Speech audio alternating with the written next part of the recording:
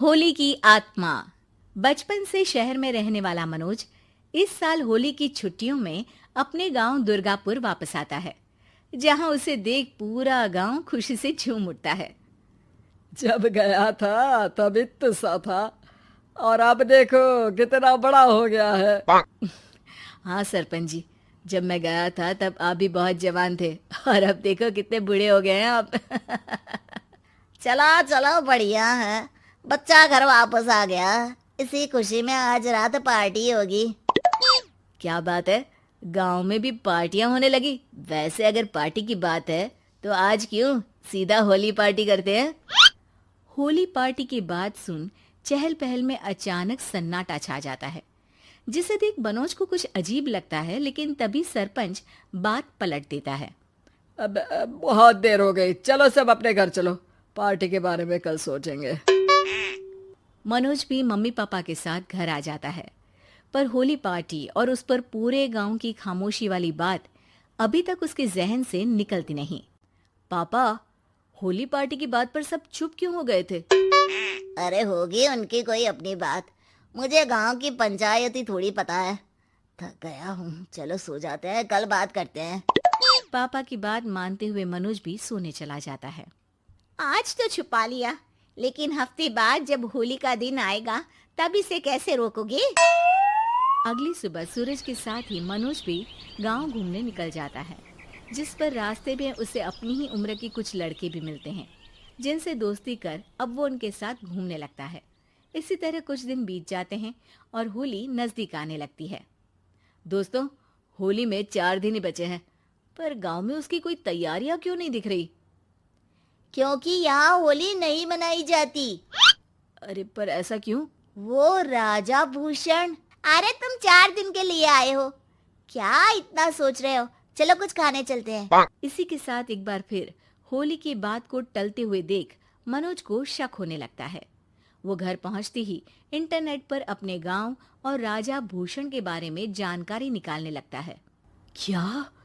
मुझे आज तक ये नहीं पता था। ऐसा कैसे? किसी ने मुझे कुछ बताया क्यों नहीं? सारी जानकारी लेने के बाद मनोज गांव वालों या अपने मम्मी पापा से कुछ पूछे बिना खुद ही उसकी सच्चाई के बारे में छानबीन करने लगता है, जिसके चलते वो राजा भूषण की हवेली में पहुंचता है। वाह, क्या हवेली है यार। पर क्या यहाँ सच में कोई भूत है? हेलो भूत जी, कोई है क्या? हम इस साल गांव में होली सेलिब्रेट कर रहे हैं, क्या आप उस पर थोड़ा इंटरव्यू देंगे? मनोज के ऐसा बोलते ही गांव में तूफान उठ जाता है और हवेली में रखी सारी चीजें हिलने लगती है। एक अदृश्य शक्ति मनोज को धक्का देकर हवेली से बाहर निकाल दरवाजा बंद कर लेती है। ये सब देख मनोज हैरान रह जाता है।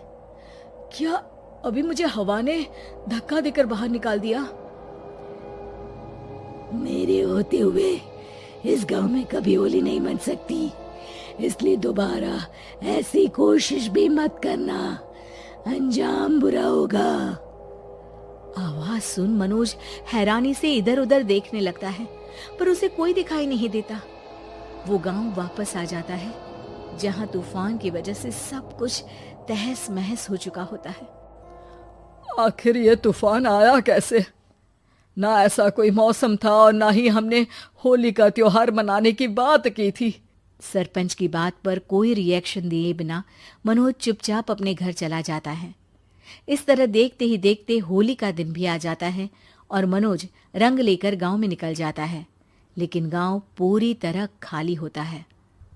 अरे त्योहार का दिन है, धूमधाम की जगह मातम क्यों मनाया हुआ है?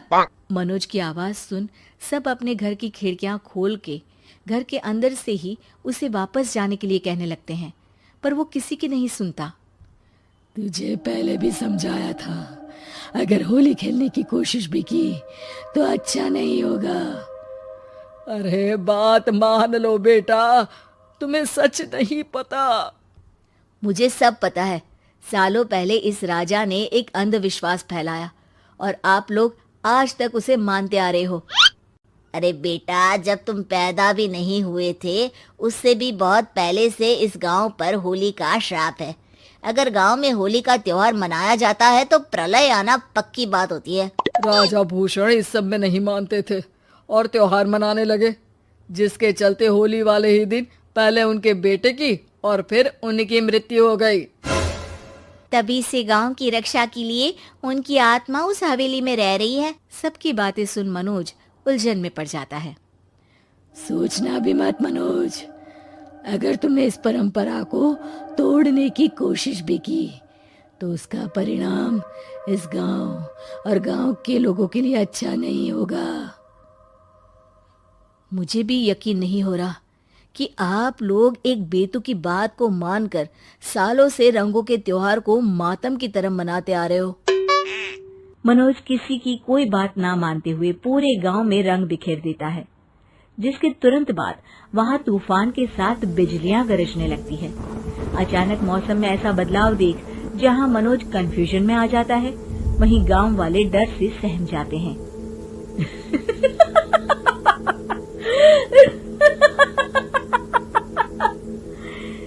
इस लड़के ने हमारे जैसे सिर्फ अपने स्वार्थ के लिए नहीं बल्कि पूरे गांव की खुशियों के लिए यहाँ होली मनाई है, जिस वजह से अब इस गांव पर होली का श्राप टूटता है। ऐसा बोलकर राजा का भूत वहां से गायब हो जाता है, जिसके बाद गांव के लोग धूमधाम से होली मनाते हैं। खुशियों के रंग गांव में बिखरे ही होते हैं कि अगली सुबह अचानक मनोज कहीं गायब हो जाता है और एक बार फिर गांव में होली का नया राज शुरू हो जाता है। Please like and subscribe Animated Lore.